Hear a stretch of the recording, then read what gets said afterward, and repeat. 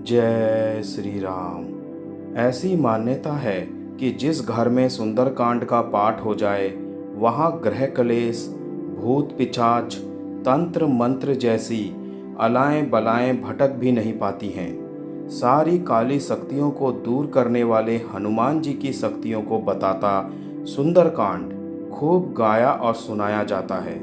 लेकिन क्या आप जानते हैं कि आखिर सुंदरकांड को सुंदरकांड क्यों कहा जाता है? वीडियो में आगे बढ़ने से पहले आप सभी से निवेदन है, मेरे चैनल को सब्सक्राइब करके बेल आइकन को जरूर प्रेस कर दीजिएगा। तो चलिए दोस्तों, जानते हैं इस कथा के बारे में। महर्षि वाल्मीकि कृत रामायण में 5वां अध्याय है सुंदरकांड, जिसकी हिंदू धर्म में बड़ी मान्यता है। अक्सर घरों में सुंदरकांड का पाठ किया जाता है, क्योंकि जिस घर में सुंदरकांड का पाठ हो जाए वहाँ ग्रह कलेश, भूत पिशाच, तंत्र मंत्र जैसी अला और बला से छुटकारा मिलता है।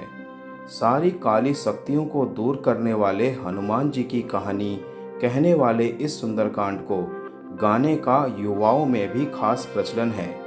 लेकिन सवाल ये उठता है कि आखिर सुंदरकांड को सुंदर क्यों कहते हैं?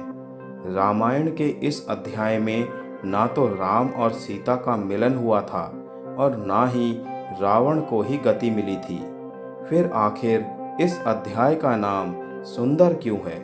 आखिर वो कौन सी वजह है कि सुंदरकांड के लिए सुंदर शब्द का इस्तेमाल किया गया है? रामायण में कुल 7 कांड हैं। ये हैं बालकांड, अयोध्या कांड, अरण्य कांड, किष्किंधा कांड, सुंदरकांड, लंका कांड और उत्तरकांड। सुंदरकांड में श्री हनुमान जी की मुख्य भूमिका है और शायद यही वजह है कि ये भक्तों में बहुत लोकप्रिय है। वैसे रामचरितमानस में किष्किंधा कांड से ही हनुमान जी का आगमन हो जाता है।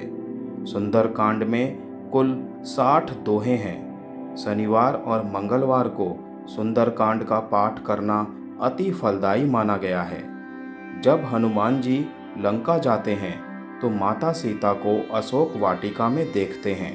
लंका का दहन भी इसी दौरान करते हैं। रामायण के इसी अध्याय को सुंदरकांड कहा जाता है।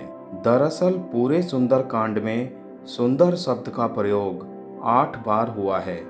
जिस भूतल पर पैर रखकर हनुमान जी ने लंका में छलांग लगाई उसका नाम सुंदर कहा गया।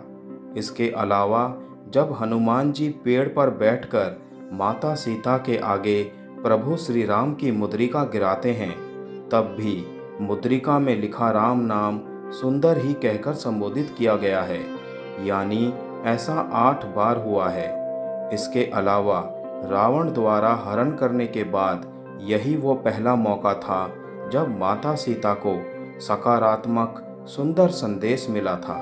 इसीलिए भी इस अध्याय को सुंदरकांड कहते हैं। भयंकर अभिमानी समुद्र का भी अभिमान इसी दौरान खत्म किया गया था। इसीलिए भी इस अध्याय को सुंदरकांड कहा गया है। वहीं एक कथा ये भी है कि रावण की लंका 3 पर्वतों त्रिकुटाचल से हुई थी, यानी कि घिरी हुई थी। इसमें सुंदर नाम के पर्वत पर ही अशोक वाटिका बनी थी, जहां माता सीता को रखा गया था। क्योंकि लंका के इसी सुंदर पर्वत में बनी अशोक वाटिका में माता सीता और हनुमान जी की भेंट हुई थी, इसीलिए इसे सुंदरकांड कहते हैं। वास्तव में श्री रामचरितमानस के सुंदरकांड की कथा सबसे अलग है। संपूर्ण श्री रामचरितमानस भगवान श्री राम के गुणों और उनके पुरुषार्थ को दर्शाती है। सुंदरकांड एकमात्र ऐसा अध्याय है जो श्री राम के भक्त हनुमान जी की विजय का कांड है। सुंदरकांड का पाठ सभी मनोकामनाओं को पूर्ण करने वाला माना गया है। किसी भी प्रकार की परेशानी या संकट हो, सुंदरकांड के पाठ से यह संकट तुरंत ही दूर हो जाता है।